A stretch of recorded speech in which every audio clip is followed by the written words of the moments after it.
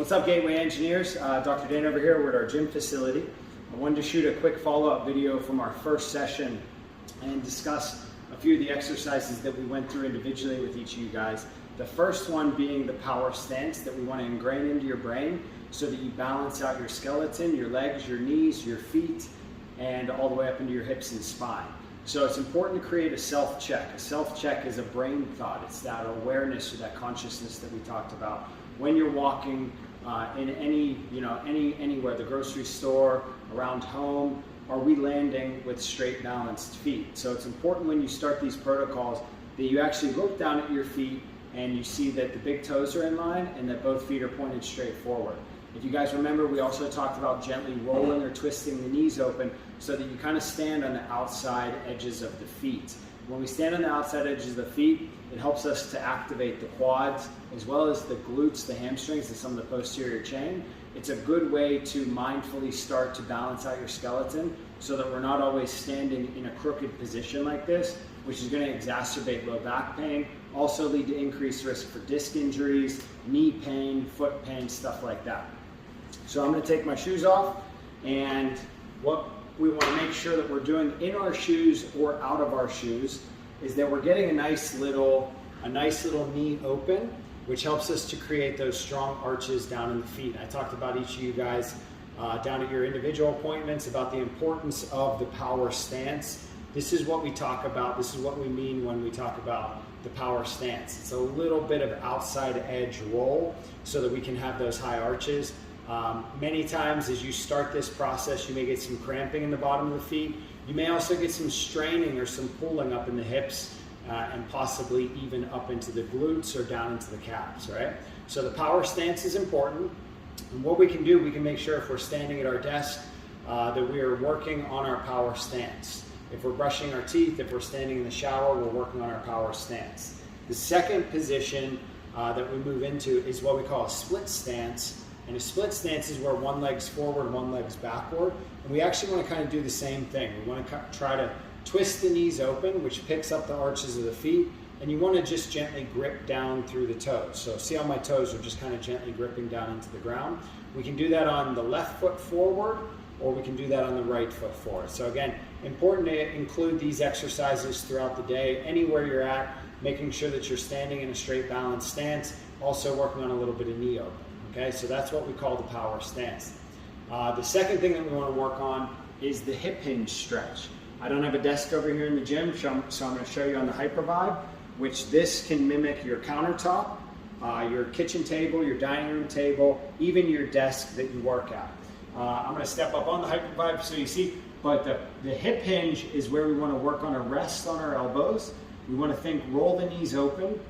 We want to think stick the butt back a little bit so that you guys can start to develop this low back curvature. Many of you are going to be very tight in the hamstrings and maybe up even in the low back or down into the calves. When we're in the hip hinge, we want to work on a little shift over to the right leg and a little gradual shift over to the left leg. As I spoke to each of you on your appointments down at Gateway, you want to spend time in this position, and if you want to practice a little bit of a knee bend or even a little bit of a knee straight back, those are both good exercises to work on developing improved flexibility down the posterior chain. Flexibility down the posterior chain so that we can ward off and avoid things like disc herniations from having too much of that rounded forward posture, or even what we call the sway back or the sway forward with the pelvis, where we kind of like sink forward. In our power stance, we want to develop that hip hinge, or that hips back, with shoulders forward just a little bit, right? That kind of puts us in the forward gear of walking and running. So 2 exercises that you guys are focused on, your power stance, your hip hinge. The third general exercise that I want you guys to make sure you're working on is something we call the complete flexor stretch. So for anybody that works on a computer all day, we put ourselves in this forward rounded position a little bit, which can lead to tight necks, tight shoulder muscles, compressed spine throughout the thoracic and the cervical spine, ultimately increasing risk for headaches, numbness and tingling, carpal tunnel down into the wrist, the fingers, possibly even like medial epicondylitis or elbow pain. So the complete flexor stretch is something that we want to do about 3 times a day against a wall, a pole. You can even do it down on the side of your desk a little bit. But what you're going to do is open your hand up You want your middle finger to point straight down to the ground if that's possible. You also want your arm to be right at about shoulder height. If that's too difficult, you're going to lower your hand down a little bit, and then you're going to start to turn away, trying to open up the shoulder, gradually stretch or straighten the elbow out, and then you can add a little neck lean away. This is a really awesome stretch for the nerves, what's called the brachial plexus, the nerves that exit out of your neck that go down into your arm. As you get a little bit looser, a little bit more flexible here, you can start to turn the full way away from the hand. Now this took me a lot of time to kind of get into my body. It took a lot of repetition to get into my body to allow my spine to open up and rotate around like this so that I get 180 degrees. Toes go this way, arm goes back this way, right? If you can't get there yet, that's fine. You're going to start with the lower hand and just maybe a little shift or a little twist over to the left.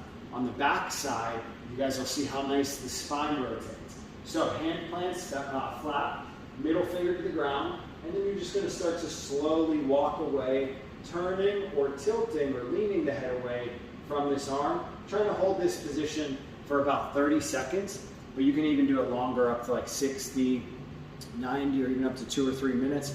Great exercise to do in the shower that will help you guys to kind of like loosen up your chest, opens up the thorax, the lung cavity. It helps your digestion and your intestinal tract to even kind of get some bowel movement, some stuff down here flowing a little bit better as you open up. We don't want to be in this tight, compressed forward position too much throughout the day. We also don't want to be standing crooked, right? So when we talked on our initial appointment about developing mindfulness, that's something that takes each of us time to develop. Are we landing with our straight feet? Check your toes, check your foot alignment, see how your knees want to roll open a little bit like this. Work on your hip hinge and work on your complete flexor stretch. Real quick, with the hip hinge, you don't have to do it on a desk. If you have a pole or a sink, you can grab onto it and practice that straight foot again and really kind of sink the hips back away from the hands so that you can get nice and long through your spine, nice and long through your arms, and ultimately just kind of stretch out the body so that you can be as tall, as long as you were designed to be.